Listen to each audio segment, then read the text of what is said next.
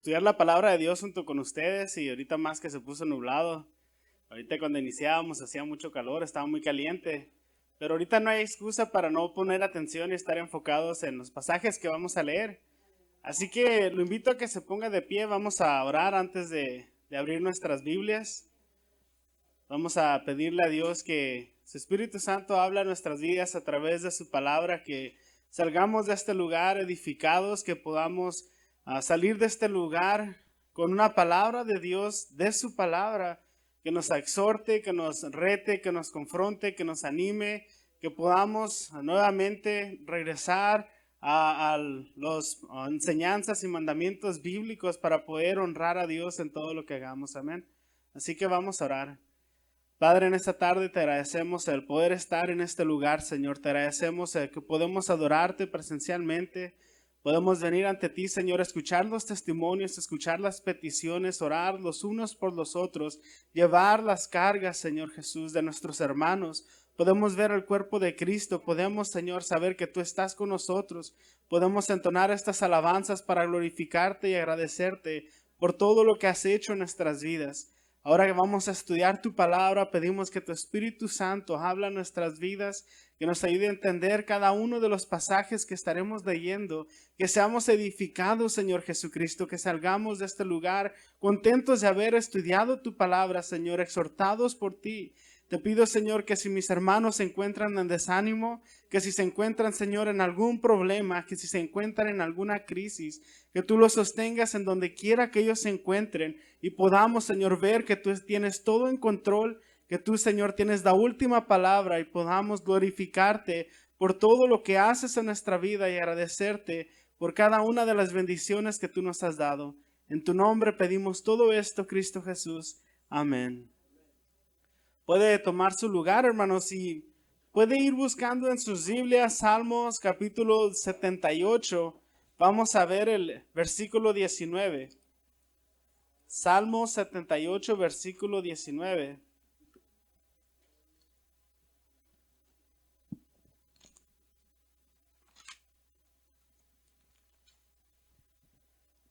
Si nos fijamos en el Salmo 78, es un salmo bastante largo.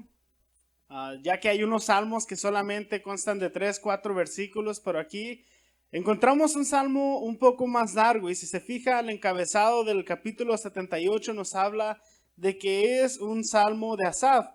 Y Asaf empieza a hablar como nosotros también acostumbramos a hablar acerca de las cosas que Dios ha hecho. El tiempo de los testimonios para eso es, para darle la gloria pública a Dios por lo que hace en nuestras vidas. No es para que nosotros seamos el personaje principal del testimonio. Recordemos lo que dice Jesús en el Sermón del Monte en Mateo capítulo 5 al 7, que somos la luz y la sal de la tierra. Pero cuando habla de que somos la luz, dice que somos la luz para que otros vengan al Padre y lo podamos glorificar a Él. Que siempre todo lo que hace Dios en nuestras vidas es para que todos puedan ver a Jesús. Todos puedan voltear al Padre. Y en el capítulo 78, Asaf empieza a recordar la historia de Israel, de cómo Dios siempre ha proveído para ellos, siempre los ha cuidado, siempre ha estado con ellos, siempre los ha defendido, siempre ha sanado sus enfermedades, siempre les ha dado de comer, les ha dado un lugar donde habitar. Y en Salmo 78 empieza Asaf a decirnos una retórica de el pueblo reclamándole a Dios y también cómo Dios contestaba ante estas preguntas, estas quejas que tenía el pueblo. Y el versículo 19, vamos a leer, tiene que ver como cuando el pueblo estaba cruzando el desierto. Dice lo siguiente el versículo 19. Hasta hablaron en contra de Dios al decir, Dios no puede darnos comida en el desierto. Si vemos los versículos anteriores y a continuación está hablando acerca del pueblo de Israel, cruzaban el desierto y decían, ¿de dónde nos va a alimentar Dios? ¿Cómo será que Dios nos va a dar de comer? Y es muy triste que esa generación que salió de Egipto en el desierto, cuando leemos el libro de Éxodos, de Números, de Levíticos, todo lo que aconteció, de que incluso después de las 10 plagas de Egipto, después de que Dios abrió el mar rojo que se tragara a todos los egipcios, se preguntaban, ¿acaso Dios puede darnos de comer? ¿Acaso Dios está viendo mi necesidad y ve que tenemos hambre y estamos en el desierto y no hay plantas, no hay hortalizas, no hay ni dónde ir a agarrar una manzana, un mango, no hay nada? ¿Cómo le va a hacer Dios para darme de comer? No sé usted, pero ¿cuántos hemos tenido este pensamiento? Que cuando estamos en un problema o en una circunstancia, solamente nos enfocamos en lo que estoy sintiendo, lo que está delante de mí, que no tengo nada en el banco, que no le debo a todo el mundo y estoy enfermo y no tengo para el medicamento y los muchachos ocupan dinero para la escuela y estoy en ruinas por todas partes y digo, Dios, ¿acaso tú puedes? Bueno, el pueblo de Israel se encontraba en una circunstancia similar y se preguntaban, ¿acaso puede Dios darnos de comer en el desierto? Nuestros problemas, hermanos, no son nada. Lo que nosotros sufrimos no es sufrimiento. No se compara a lo que personajes en la Biblia que tuvieron que enfrentar, lo que Cristo Jesús enfrentó en la cruz del Calvario, lo que Jesús enfrentó en su ministerio. No se compara nuestra vida comparado a lo que encontramos a los mártires de la iglesia primitiva, lo que ellos tuvieron que sufrir. La diferencia es de que ellos lo sufrieron por el evangelio, lo sufrieron por la causa de Cristo. Usted tiene muchas veces problema porque no sabe manejar su dinero, porque se lleva mal con todo el mundo, porque es bien mala paga, porque somos impuntuales, porque somos irresponsables en el trabajo. Y nosotros mismos nos metemos en situaciones donde luego le empezamos a decir a Dios, ¿acaso tú puedes proveer? Mira en el charco en el que me encuentro. Después de que nosotros nos metimos en ese lugar en primer lugar. Entonces el Salmo 78, el pueblo de Israel, en el versículo 19 pregunta, ¿acaso Dios puede alimentarnos en el desierto? Y la pregunta es, ¿qué puede hacer Dios, hermanos? En la Biblia, ¿qué es lo que Dios nos enseña que Él puede hacer? Todo. ¿Y por qué dudamos? ¿Por qué aquí el pueblo preguntaba, ¿Dios nos podrá dar de comer? ¿Por qué muchas veces en su vida usted se pregunta, ¿acaso Dios me puede librar de estas tentaciones que tengo? ¿Acaso Dios me puede ayudar a vencer este mal temperamento que tengo, esta conducta que yo sé que no glorifica a Dios, estos malos hábitos que tengo, estos pensamientos que no lo honran? ¿Acaso Dios me puede ayudar? Porque a veces decimos, ya es demasiado, mejor me rindo, mejor regreso, mejor ya no conviene que continúe, sigo lastimando a Dios, o sigo traicionando, sigo desobedeciéndole. Si usted mismo está aquí reconociendo que Dios lo puede hacer todo, ¿por qué se da por vencido tan fácil? ¿Por qué renuncia a su fe y dice no puedo? Dios no puede. Tal vez en el hermano Jorge sí, o tal vez con el hermano Andrés sí, pero conmigo Dios no puede cambiarme. Dios no puede hacer eso. Puede abrir un mar y puede tragarse un ejército de egipcios, pero no puede cambiar mi mal temperamento.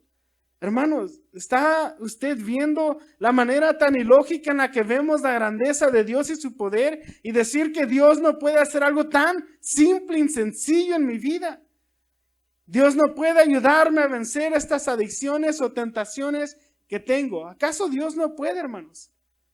Vamos a ver en la Biblia lo que la misma Biblia nos enseña, algunas de las cosas que Dios puede hacer. Entonces, primero que nada, vamos a ver en las Escrituras que Dios puede salvar al que no puede ser salvo. Vamos a Hechos capítulo 9, versículo 1 al 6. Hechos capítulo 9, versículo 1 al 6. Dice lo siguiente: mientras tanto, Saulo pronunciaba amenazas en cada palabra y estaba ansioso por matar a los seguidores del Señor. Así que acudió al sumo sacerdote, le pidió cartas dirigidas a las sinagogas de Damasco para solicitarle su cooperación en el arresto de los seguidores del camino que se encontraran ahí. Su intención era llevarlos a hombres y mujeres por igual de regreso a Jerusalén encadenados. Al acercarse a Damasco para cumplir esa misión, una luz del cielo de repente brilló alrededor de él. Saulo cayó al suelo y oyó una voz que le decía: Saulo, Saulo, ¿por qué me persigues? ¿Quién eres, Señor?, preguntó Saulo. Yo soy Jesús, a quien tú persigues, contestó la voz. Ahora levántate, entra en la ciudad y se te dirá lo que debes hacer. Dios puede hacerlo todo, hermanos. Bueno, aquí vemos un ejemplo de Dios salvando a aquellos que no podían ser salvos.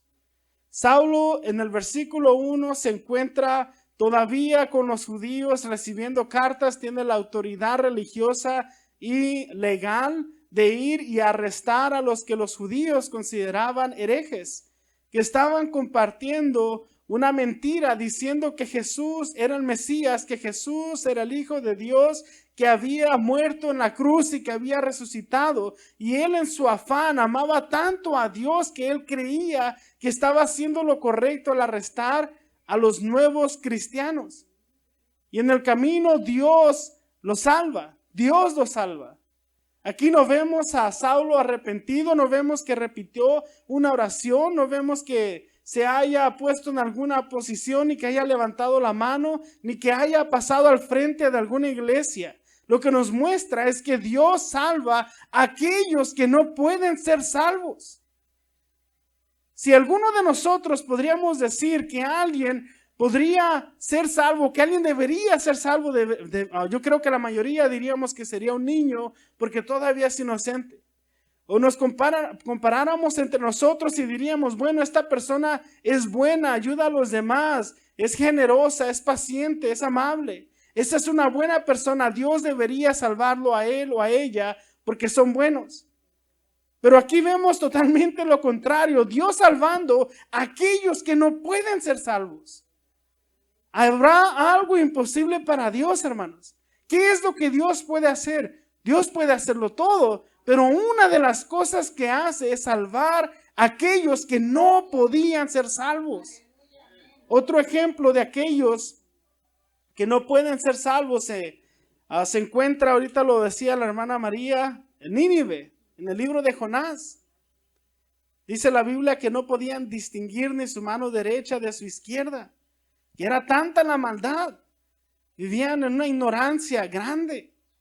Y vemos que Jonás no iba con el gozo, con el ánimo de que toda la gente se arrepintiera. Vemos que Jonás es el evangelista con la peor actitud de toda la Biblia, deseando que todos murieran. Y recorrió la ciudad diciéndoles que Dios no les predicó que Dios los amaba, no les dijo que Cristo es amor, no les dio folletitos con dibujos, no les dio un drama, no les cantó una canción evangelística, les dijo, todos van a morir. Arrepiéntanse o Dios los va a destruir. Y estoy seguro que no lo hacía con el mejor ánimo tampoco, sino que solamente les decía, Dios los va a matar por pecadores. Arrepiéntanse porque Dios los va a matar. Pero vemos que Dios obró en el corazón de los habitantes de Nínive, que hasta el rey escuchó que había un hombre que estaba diciendo que Dios los iba a destruir si no se arrepentían. Y vemos el gran arrepentimiento que hay en la ciudad de Nínive, que hasta los animales estuvieron en ayuno. Y cuando Jonás se fue al cerro para ver la destrucción de la ciudad como si fuera un gran espectáculo, vemos que Dios obró con misericordia y los salvó a aquellos que no podían ser salvos. No podían ser salvos. Pero Dios obró en ellos. Tenemos aquí dos ejemplos. Y yo conozco muchas personas, yo creo que al igual que usted les predique el evangelio, les comparte las parábolas de Jesús o las enseñanzas de Jesús y los invita a la iglesia y ellos dicen, no puedo ir porque he hecho demasiadas cosas malas, soy un pecador. No puedo ir porque Dios no me quiere ahí, solamente hay gente buena en la iglesia. Yo creo que todos nos conocemos, hermanos, todos fallamos. Lo que sí sabemos es de que tenemos un Salvador que es perfecto, pero nosotros no somos perfectos. Y si decimos que no pecamos, dice 1 de Juan, que somos mentirosos.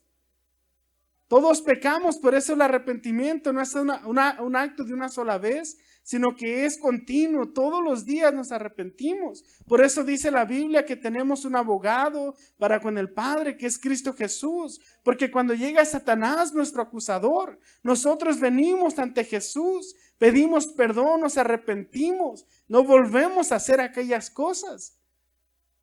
Entonces vemos que Dios salva a aquellos que no pueden salvarse por sí mismos.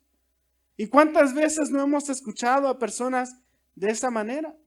Que se consideran demasiado malvadas como para que Dios pueda obrar en ellos. Bueno, justamente por ellos Jesucristo vino al mundo.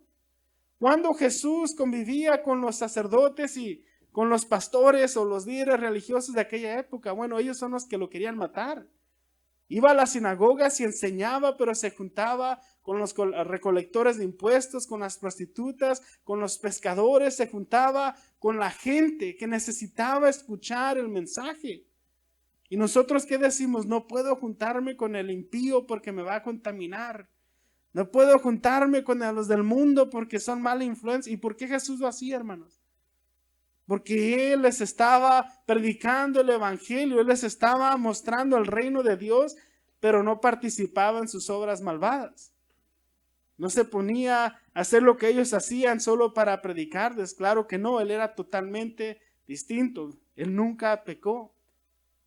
Otro ejemplo, hermanos, de hombres que no podían ser salvos. Usted y yo. Hombres que no podemos ser salvos en nuestras fuerzas. ¿Cuántas veces usted dijo, ya es la última vez que hago esto? Es la última vez que agarro una cerveza, que agarro un cigarro, la última vez que veo pornografía, la última vez que voy a las apuestas, la última vez que me gasto todo el dinero en esto, en aquello, la última vez. Te lo prometo, Señor, ya no lo voy a hacer. La Biblia nos enseña que somos esclavos de nuestras conductas pecaminosas. La Biblia nos enseña que somos esclavos de esta carne y sus deseos malvados. No podíamos nosotros salvarnos. Dios nos salvó de nosotros mismos. ¿Qué es lo que Dios puede hacer? Hermanos, Dios puede salvar al que no puede ser salvo, a nosotros.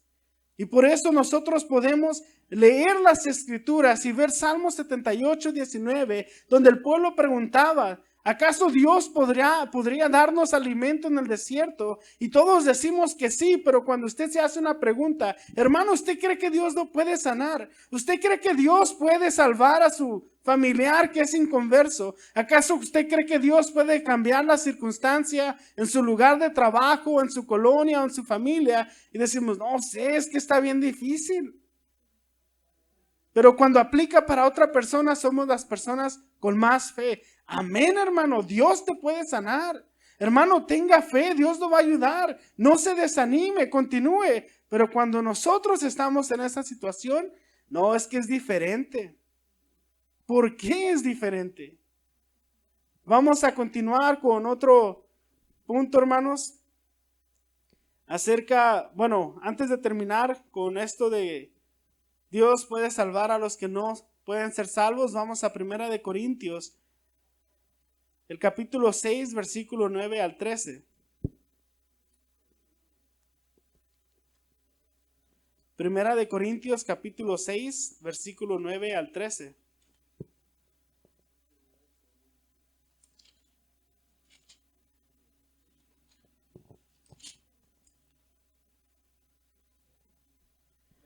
Dice lo siguiente, ¿no se dan cuenta de que los que hacen lo malo no heredarán el reino de Dios?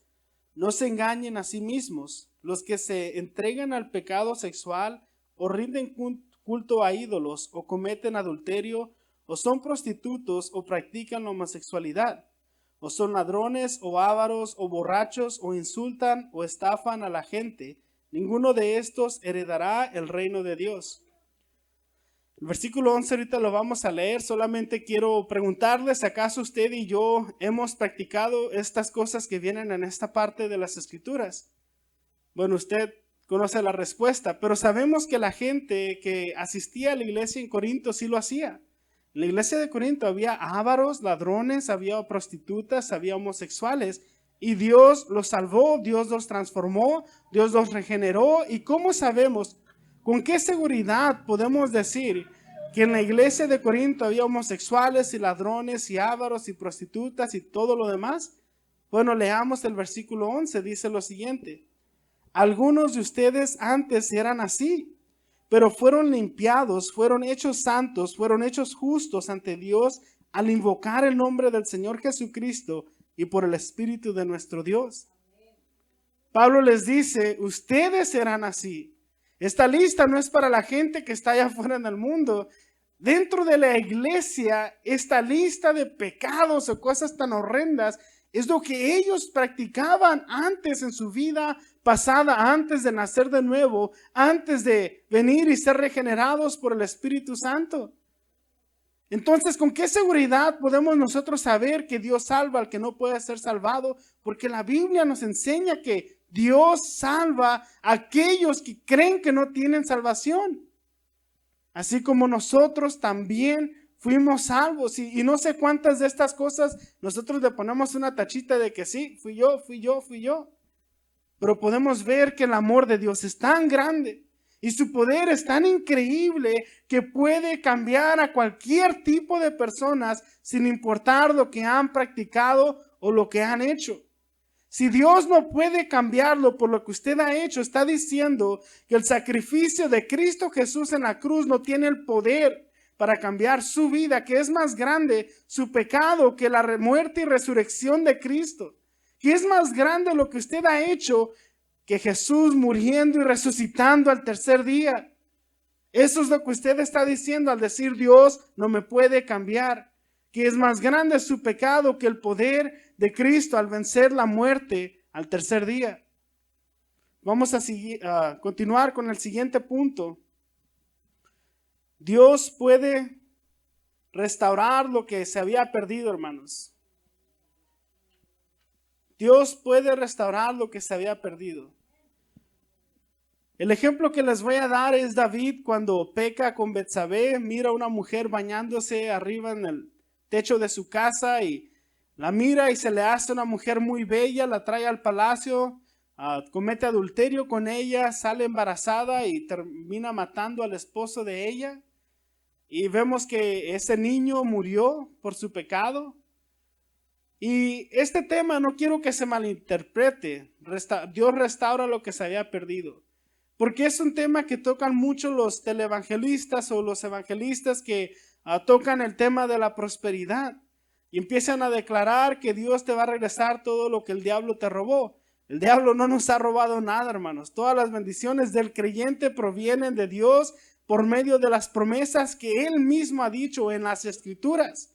Todo lo que el creyente obtiene es por lo que Cristo ha hecho, no por lo que le vaya a robar a Satanás. ¿Qué es lo que Satanás tiene que usted se lo quiere robar? ¿O se lo quiere quitar? ¿Qué le quiere quitar a Satanás? No malentendamos lo que vamos a ver en este punto. Vamos a ver cómo Dios restaura lo que se había perdido, pero hay un punto tan grande que es necesario. Y el ejemplo de David, vemos que ciertamente cometió varios actos muy malvados. Cometió adulterio con una mujer ajena y termina matando a su esposo. Él pagó las consecuencias de esas cosas. Pero vemos un punto muy importante en su vida y se encuentra en Salmo capítulo 50. Salmo 50 del versículo 1 al 6.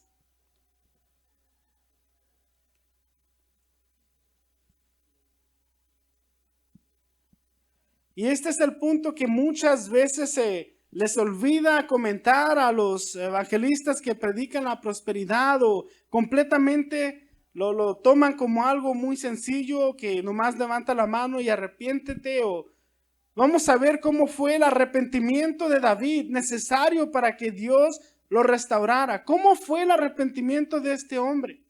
Voy a leer el versículo 1 al 6, dice lo siguiente. El Señor, el poderoso, es Dios y habló, convocó a toda la humanidad desde donde sale el sol hasta donde se pone. Oh, perdón, creo que no es este Salmos.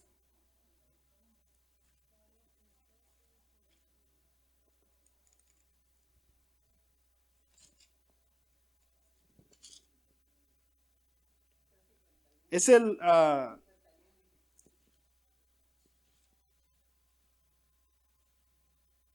así es, el 51. Ahí está el encabezado, ahí describe lo que va a hablarnos el Salmo. Voy a leer el versículo 1 al 6, dice lo siguiente: Ten misericordia de mí, oh Dios, debido a tu amor inagotable. A causa de tu gran compasión, borra la mancha de mis pecados. Lávame de la culpa hasta que quede limpio y purifícame de mis pecados. Pues reconozco mis rebeliones, día y noche me persiguen. Contra ti y solo contra ti he pecado. He hecho lo que es malo ante tus ojos. Quedará demostrado que tienes razón en lo que dices y que tu juicio contra mí es justo. Pues soy pecador de nacimiento, así es, desde el momento en que me concibió mi madre. Pero tú deseas honradez desde el vientre y aún ahí me enseñas sabiduría. Vamos a leer el resto del Salmo para ver la manera en la que estaba el cuerpo de David, cómo él se angustiaba por la manera en la que él había fallado a Dios. Dice el versículo 7, purifícame de mis pecados y quedaré limpio, lávame y quedaré más blanco que la nieve. Devuélveme la alegría, deja que me goce ahora que me has quebrantado. No sigas mirando mis pecados, quita la mancha de mi culpa. Crea en mí, oh Dios, un corazón limpio y renueva un espíritu fiel dentro de mí. No me expulses de tu presencia y no me quites tu Espíritu Santo. Restaura en mí la alegría de tu salvación y haz que esté dispuesto a obedecerte. Entonces enseñaré a los rebeldes tus caminos y ellos se volverán a ti. Perdóname por derramar sangre, oh Dios que salva. Entonces con alegría cantaré de tu perdón. Desata mis labios, oh Señor, para que mi boca pueda alabarte. Tú no deseas sacrificios, de lo contrario te ofrecería uno. Tampoco quieres una ofrenda quemada. El sacrificio que sí deseas es un espíritu quebrantado. Tú no rechazarás un corazón arrepentido y quebrantado, oh Dios. Mira a Sión con tu favor y ayúdala. Reconstruye las murallas de Jerusalén. Entonces te agradarán los sacrificios ofrecidos con espíritu correcto, con ofrendas quemadas y ofrendas quemadas enteras. Entonces volverán a sacrificarse toros sobre tu altar. Vemos la manera en la que David está pidiendo, invocando a Dios por perdón.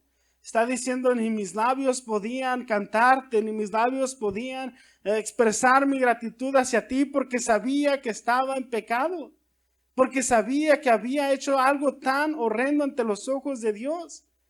Vemos cómo en su espíritu él sabía que estaba mal.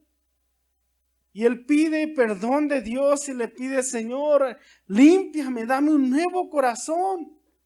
Hazme diferente. El detalle, hermanos, es de que muchos de nosotros queremos todas las bendiciones de Dios, pero buscamos vivir igual. Queremos lo mismo, vivir con todos mis deseos pecaminosos, seguir complaciendo mi carne, pero a la vez quiero la casa grande, quiero el buen trabajo, quiero la salud, quiero que me prospere, quiero que me dé todo lo que mi corazón egoísta desea, porque su palabra me lo dice y lo pido en el nombre de Jesús. Eso no son las escrituras, eso no es el verdadero evangelio. Vemos a un hombre tan quebrantado en este capítulo de la Biblia. Vemos que su familia fue destruida por el pecado que él cometió. Vemos que no tuvo una linda familia y una buena vejez. Lamentablemente sucedieron cosas muy horrendas en su familia, como consecuencia del pecado que él había cometido. Pero vemos que a pesar de todo esto, Dios lo perdonó y Dios lo restauró. Entonces, a otro ejemplo muy claro que vemos en la Biblia es de Pedro. Cuando dice, yo jamás te abandonaré. Y que Dios le dice a todos los discípulos, como nos enseñaba la hermana Esther hace unas semanas, que todos dijeron, nosotros no te abandonaremos. Y llegan al Getsemaní los guardias al Sanedrín de los judíos y salen corriendo todos los discípulos. Y vemos que esa misma noche Pedro niega a Jesús, niega haberlo conocido, hasta empieza a decir groserías para encajar con aquel grupo de personas y que no lo distinguieran como alguien que seguía a Jesús. Pero vamos a ver lo que dice Juan capítulo 21.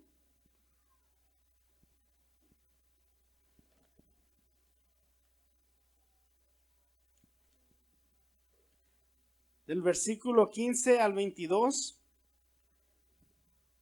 dice lo siguiente. Después del desayuno, Jesús le preguntó a Simón Pedro, Simón, hijo de Juan, ¿me amas más que estos? Sí, Señor, contestó Pedro, tú sabes que te quiero. Entonces alimenta mis corderos, le dijo Jesús. Jesús repitió la pregunta, Simón, hijo de Juan, ¿me amas? Sí, Señor, dijo Pedro, tú sabes que te quiero. Entonces cuida de mis ovejas, dijo Jesús. Le preguntó por tercera vez, Simón, hijo de Juan, ¿me quieres? A Pedro le dolió que Jesús le dijera la tercera vez, ¿me quieres? Le contestó, Señor, tú sabes todo, tú sabes que yo te quiero. Jesús dijo, entonces alimenta mis ovejas. Te digo la verdad, cuando eras joven podías hacer lo que querías. Te vestías tú mismo e ibas a donde querías, sin embargo, cuando seas viejo, extenderás los brazos y otros te vestirán y te llevarán a donde no querías ir. Jesús dijo eso para darle a conocer el tipo de muerte con la que Pedro glorificaría a Dios. Entonces Jesús le dijo lo siguiente, le dijo, sígueme. Pedro se dio vuelta y vio que detrás de ellos estaba el discípulo a quien Jesús amaba, el que se había inclinado hacia Jesús durante la cena para preguntarle, Señor, ¿quién va a traicionarte? Pedro le preguntó a Jesús, Señor, ¿qué va a pasar con él? Jesús contestó, si quiero que él siga vivo hasta que yo regrese, ¿qué tiene que ver contigo? En cuanto a ti, sígueme. 3 veces vemos que niega a Pedro a Jesús. Aquí vemos cuando Jesús ya resucitó. No sé si está familiarizado con esta parte de las Escrituras, pero estaban los discípulos en un barquito pescando y Jesús estaba en la orilla y empezó a freír unos pescados ahí en la orilla, a prepararles desayuno y lo ven. Y la Biblia nos dice que Pedro se lanzó y empezó a nadar hacia donde Jesús estaba. Luego llegan los demás en su barquito y Jesús les tenía preparado un desayuno. Por eso ahí nos dice el versículo 15 que después de desayunar es cuando tiene Jesús esta conversación con Pedro, donde le empieza a preguntar, ¿me amas? Y vemos el quebrantamiento que hay en Pedro la tercera vez y decir, Señor, tú todo lo sabes. Tú todo lo sabes. Claro que te amo. Y le dolió a Pedro estas preguntas, ¿me amas? ¿Me amas? ¿Me amas? Vemos que hay un quebrantamiento y después de esto Jesús le da una encomienda. Le empieza a decir que cuida a sus ovejas, que cuida a sus corderos. Le dice en 2 ocasiones, sígueme, sígueme. Un hombre que negó a Jesús, negó haberlo conocido, negó haber estado con él. Lo abandonó en el Getsemaní, huyó. Incluso cuando Jesús resucitó, se encontraban en una casa con la puerta cerrada, seguro porque tenían miedo de que lo que le hicieron a Jesús les harían a ellos. Pero aquí Jesús nuevamente le dice, sígueme. Jesús puede restaurarnos, hermanos. Y aquí vemos que no le regresó a Pedro las cosas que tenía en el mundo. Ese gran detalle, la gran diferencia que cuando un evangelista que le predica de la prosperidad le dice que Dios le va a restaurar lo que el diablo le robó, empiezan a pedir cosas materiales. Empiezan a pedir aquel negocio que tenían, aquel carro tan bonito. Empiezan a desear las cosas materiales y carnales de las que tenían antes de venir a Cristo. Es tan triste. Cuando aquí vemos que no tiene nada que ver con posesiones económicas ni materiales, no tiene nada que ver con tener más tierras o más dinero en el banco. Lo único que Pedro deseaba es nuevamente tener comunión con su Salvador. ¿Qué es lo que David deseaba? Que nuevamente se le diera un imperio más grande y que se le aumentaran las tierras. Él solamente pedía tener la conciencia libre para abrir sus labios y adorar a Dios. No quería sentir ese peso del pecado que cuando usted viene a la iglesia y están los hermanos alegres, contentos, no puede ni decir gloria a Dios. No puede ni aplaudir porque sabe que su conciencia lo acusa por la manera en la que está viviendo. Usted sabe que su misma conciencia y el Espíritu Santo, y entramos al tiempo de la predicación y la palabra de Dios empieza a exhortarlo. Y su conciencia no le permite adorar a Dios. Es lo único que deseaban estos hombres, nuevamente tener comunión con su Salvador. Y es tan triste que todos quieran reclamarle al diablo por haberme quitado posesiones materiales cuando no es lo que la Biblia nos enseña. Sí nos enseña que Dios puede salvar al que no puede ser salvo y nos enseña que puede restaurar a cualquiera que ha caído en pecado. Pero no para que tenga posesiones materiales, sino para que tenga comunión con nuestro Salvador. Para eso es restaurado el hombre. Vamos a continuar, hermanos, con el siguiente punto. Dios puede hacer todo. Dios puede incluso hacer lo impensable, lo que nosotros nunca nos hemos imaginado. Y en la Biblia tenemos varios ejemplos, no vamos a leerlos, solamente se los voy a comentar. Por ejemplo, tenemos en Segunda de Reyes, en el capítulo 6, la historia de Eliseo. Una historia tan insignificante tal vez para nosotros, de un hombre que estaba trabajando con un hacha prestada y se quiebra el hacha y cae en el agua. Y este hombre estaba muy angustiado porque se la habían prestado y él estaba buscando sacar algún beneficio para tal vez su familia, y vienen con el profeta y le dicen: el hacha se nos cayó en el agua. Hoy en día también son un poquito caras las hachas, pero estamos hablando de un tiempo donde no podía ir a la ferretería usted a comprarla para reemplazarla. Eran herramientas hechas de hierro que tenían que ir a agarrar el hierro, tenían que procesarlo ellos con alguien que supiera, un herrero. Poder hacer una herramienta era algo muy costoso. Y vemos ahí como Elías empieza a agarrar un tronco y lo tira al agua y el hacha flota y todos quedan completamente asombrados. Algo inesperado, pero Dios lo hace. Otro ejemplo que tenemos en la Biblia de cosas inesperadas que nosotros, impensables, podríamos imaginarnos. En varias ocasiones en los evangelios, Dios levanta a muertos. Lázaro es el más conocido, pero también tenemos a una niña que había muerto, que Jesús va a su casa, ora por ella y resucita. También tenemos a otra madre que llevaba a su hijo y Jesús los ve, se acerca, ora por ellos y el hombre resucita. Cosas impensables. ¿Lo creemos, hermanos? ¿Realmente creemos que Dios lo puede hacer? Cosas impensables que nosotros jamás nos hemos imaginado. De hecho, vamos a ver incluso lo que nos dice Mateo capítulo 10. Si me gustan acompañar.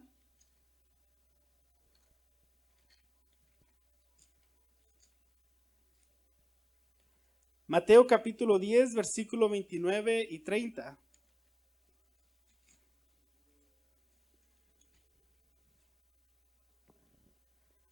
Dice lo siguiente: ¿cuánto cuestan 2 gorriones, una moneda de cobre?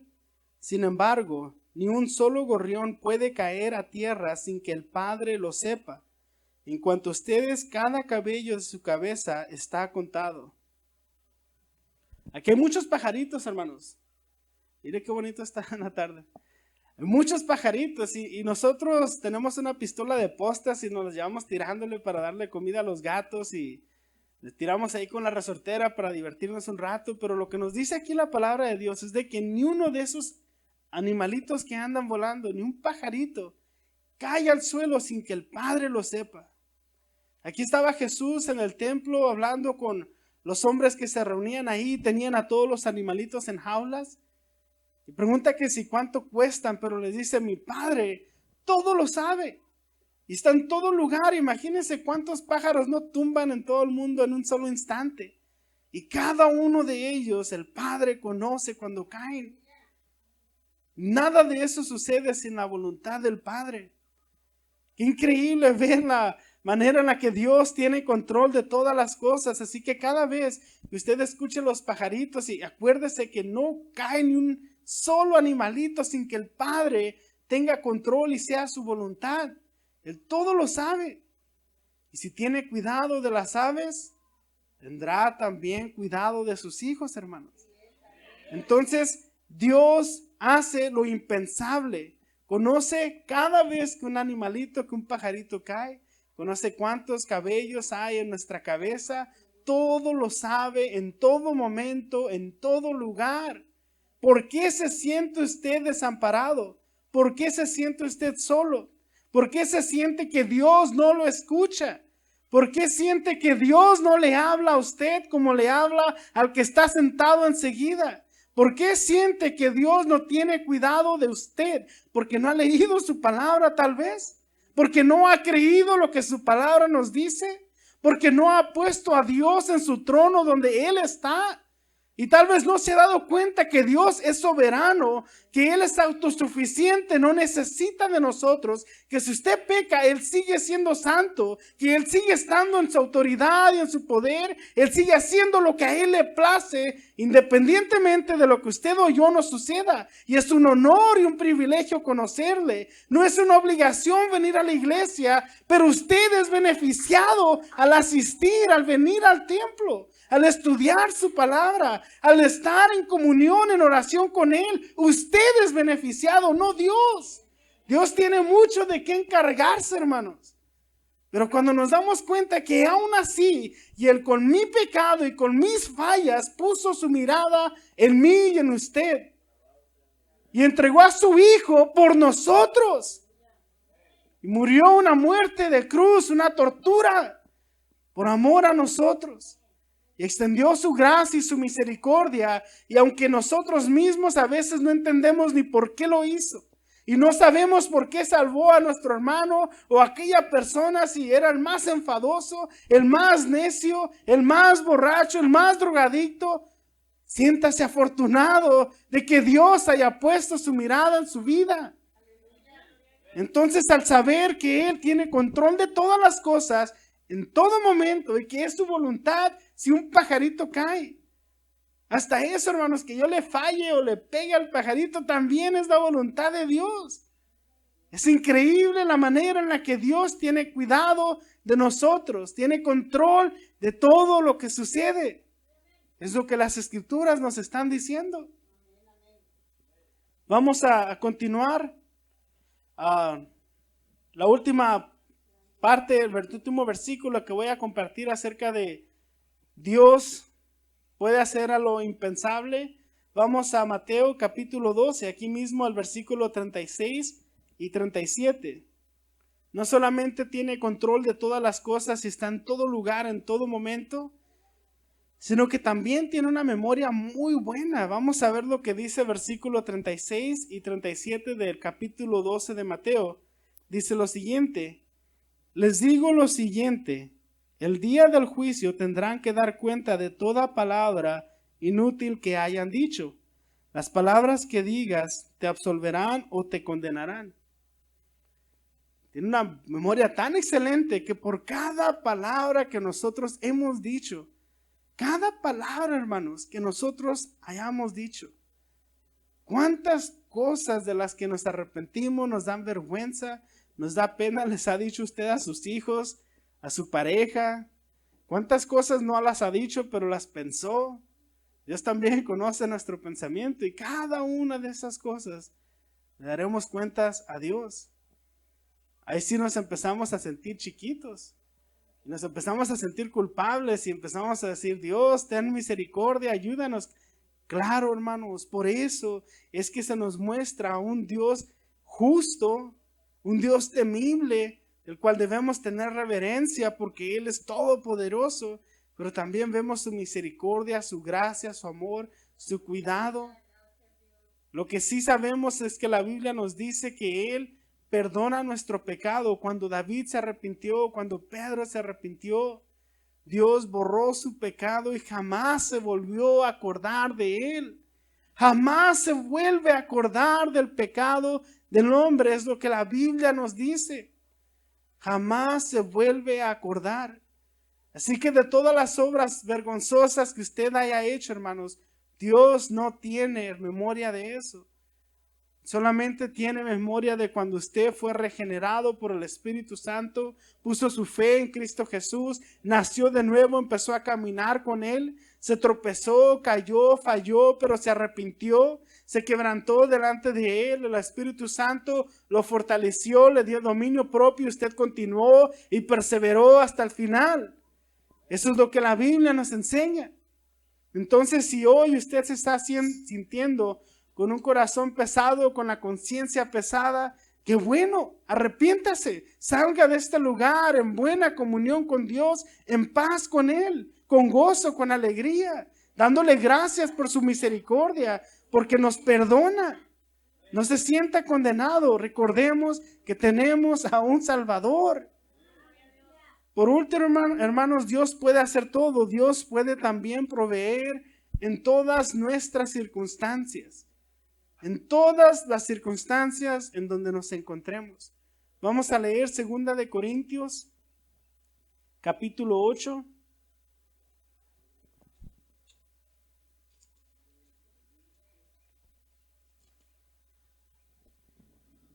Voy a leer del versículo 1 al 4, 2 de Corintios 8, 1 al 4, dice lo siguiente. Ahora quiero que sepan, amados hermanos, lo que Dios en su bondad ha hecho por medio de las iglesias de Macedonia. Estas iglesias están siendo probadas con muchas aflicciones y además son muy pobres, pero a la vez rebosan de abundante alegría, la cual se desbordó en gran generosidad. Pues puedo dar fe de que dieron no solo lo que podían, sino aún mucho más, y lo hicieron por voluntad propia. Nos suplicaron una y otra vez tener el privilegio de participar en la ofrenda para los creyentes de Jerusalén. Lo que sabemos es de que la iglesia en Jerusalén consistía de puros judíos que habían venido a reconocer a Jesús como Salvador. Y habían iglesias alrededor de Jerusalén que eran consideradas de gentiles, personas que no eran judías, eran griegos, eran de otras nacionalidades. Y al escuchar la necesidad que tenía la gente en Jerusalén, en la iglesia, decidieron mandar una ofrenda. Y aquí está Pablo diciendo que estos hermanos, con gran gozo y por voluntad propia, trajeron no solamente lo que podían, sino aún mucho más. ¿Cómo es posible que personas que se encuentran también en escasez puedan dar aún más allá de lo que creían haber tenido? Hermanos, Dios provee para nuestras necesidades aún más allá de lo que nosotros pensamos, más de lo que nosotros oramos. ¿Cuántas veces Dios ha obrado en nuestras vidas de una manera que afecta nuestra economía? Nosotros no lo sabríamos. Desde llegar a una cuenta baja de la luz, de que no se nos punchara el carro, que no se descompusiera, que no se le enfermara un hijo. Tantos males de los que nos libra, de tantas cosas que Él tiene cuidado.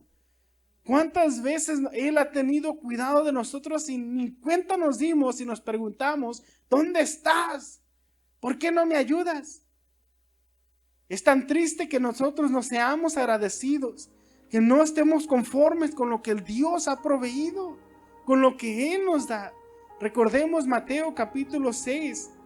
Nos habla de que Él tendrá cuidado de nosotros, que Él nos va a dar todo lo que nosotros necesitamos. El alimento que necesitamos, la vestimenta que necesitemos. Nos va a dar alimento, nos va a dar tomar, nos va a dar de vestir. Eso es lo que Dios se compromete a hacer con el creyente. Y debemos siempre recordar que Dios no nos debe nada, hermanos. Todo lo que Él hace es porque esa es su naturaleza. Él es bueno y bondadoso. Tiene cuidado de nosotros, nos da salud. Nos permite reconocer y ver todo lo que Él ha hecho, hermanos. La creación, dice la Biblia, que fue hecha para que nosotros no tengamos excusa de que hay un Dios. Hay un hermano en la iglesia allá en California que siempre les dice a los hermanos que son millonarios. Y todos se ríen. Y yo también me reía. Empezó a preguntarnos que si cuánto valía un brazo, cuánto daba la gente por poder caminar otra vez, cuánto darían por ver todo lo que nosotros ahorita podemos percibir, por escuchar, por tener tacto, por oler. Y hablaba acerca de lo que gastan las personas solamente para tener un órgano, un riñón que les funcione. ¿Cuánto gasta la gente solo por una transfusión de sangre? Y si ustedes son millonarios, nadie vendería un brazo, una pierna, un ojo. Somos tan ricos solamente por tener salud. Y cuando pensamos en eso decimos, bueno, gracias Dios, es cierto. Tengo salud y tengo buena ropa y no me vine caminando a la iglesia y me está esperando unos frijolitos allá en la casa. ¡Qué rico soy! ¡Qué cuidado tiene Dios de nosotros! Cuando se deja de comparar con sus compañeros de trabajo y con sus familiares y con los vecinos y empieza a darse cuenta de cómo Dios realmente tiene cuidado de nosotros y de todo lo que nos libra. Le agradecemos también por todo eso. Podemos darnos cuenta de que Él provee en toda circunstancia, en toda situación. Lo último de este punto, hermanos, veamos lo que Jesús le dijo a Pedro. Le dijo acerca de cómo moriría, que incluso en su muerte iba a glorificar a Dios. Nosotros pensamos en la muerte como algo lamentable, algo que es malo. Pero ahí Jesús mismo le dijo, tu muerte me va a glorificar a mí. Hermanos, qué hermoso poder vivir una vida de servicio a Él, para su causa.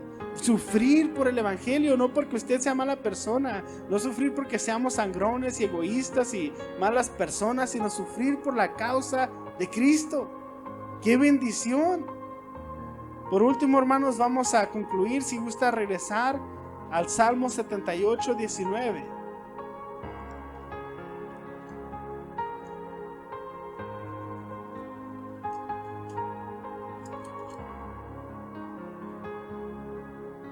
Salmo 78, versículo 19.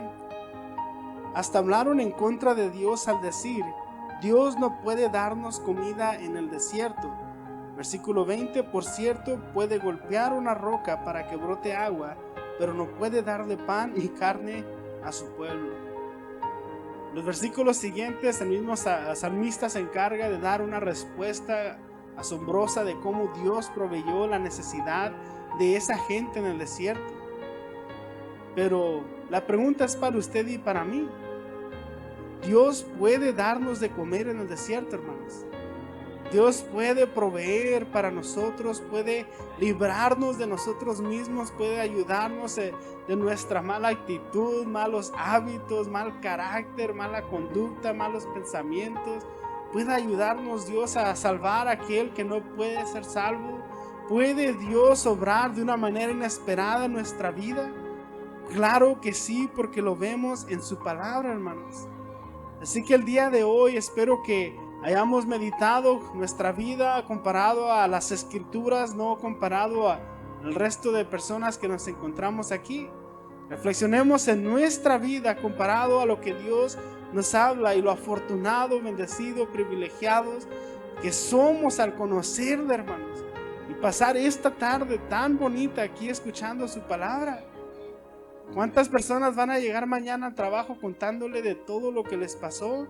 Todas las malas fortunas y malas cosas que le sucedieron, y usted ahorita está con su familia reunida escuchando la palabra de Dios. ¡Qué bendición, hermanos! ¿Qué más quiere? ¿Qué necesita? ¿Qué más necesita de Dios? Es un gozo conocerle. Le pido que se ponga de pie, vamos a orar para concluir.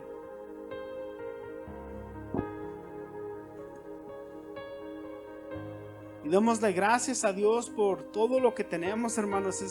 Dios es tan bueno con nosotros y muchas veces, la mayoría de las veces, somos mal agradecidos. Así que vengamos ante Él con un corazón de agradecimiento y en la semana cuando sea aprobada su fe, no se pregunte que si Dios puede ayudarle, que si Dios puede socorrerle, que si Dios lo puede rescatar, que si Dios puede librarlo de la tentación. Claro que Dios puede, no en la vida de los demás, en la vida de usted, hermanos. Vamos a orar. Padre, en esta tarde te agradezco por cada uno de los hermanos que han llegado a este lugar a escuchar de tu palabra, Señor. Lo que todos nosotros tenemos en común es que te hemos reconocido como Señor y Salvador. Tu Espíritu Santo nos ha regenerado, nos está transformando. En nuestra vieja vida, cada uno de nosotros ha hecho cosas de las que estamos avergonzados, hemos hecho cosas que te deshonran, pero tú nos perdonaste, enviaste a tu Hijo a morir en la cruz del Calvario, y por eso hoy nosotros tenemos paz con Dios. Hoy nosotros podemos levantar nuestras manos, podemos orar y saber que tú escuchas cada una de las palabras que decimos. Podemos venir ante tu presencia confiados de que vamos a ser escuchados, que seremos aceptados, Señor. Te pido por cada uno de mis hermanos, Señor, en la condición en la que hayan llegado el día de hoy, que tu palabra haya tocado sus corazones, Señor, que puedan reconciliarse contigo, puedan arrepentirse de aquellas cosas que ellos saben que te desagradan, Señor, que saben que es desobediencia y rebeldía ante tus ojos. Te pido que nos fortalezcas como iglesia, que podamos crecer en el conocimiento de tu palabra, podamos crecer y madurar espiritualmente para reflejar tu imagen a los demás, Señor, para ser más como tú, para honrar y glorificar tu santo nombre. Vivir en agradecimiento a ti, servirte, Señor, sufrir por la causa de Cristo, no por las malas decisiones que nosotros tomemos, Señor. Te pido por cada familia que está reunida en este lugar, te agradezco porque les has dado salud, porque están aquí con su padre y con su madre, porque este fin de semana los hermanos se pasaron su tiempo en la iglesia escuchando tu palabra, no en pleitos, no en problemas, no en fiestas, no gastando aquello que tú les has dado, Señor, sino que están aquí edificando a su familia, construyendo sobre la base que eres tú, Cristo Jesús. Te agradezco por cada uno de ellos y te pido que tú sigas bendiciendo a la iglesia, que podamos compartir el evangelio con otros, que tu semilla, Señor, dé fruto de arrepentimiento en las almas. Te agradecemos por cada una de las cosas que tú haces, aquellas que vemos y aquellas de las que no nos damos cuenta. Tú eres tan bueno con nosotros, Señor Jesús, y te agradecemos por tu bondad, por tu generosidad, por la salvación que nos has dado, por la paz que hay en nuestro corazón, por limpiar nuestra conciencia y poder adorarte, y por este día tan bonito, Señor, que podemos pasar con la iglesia, el cuerpo de Cristo, adorándote. Gracias, Cristo Jesús, en tu nombre oramos. Amén.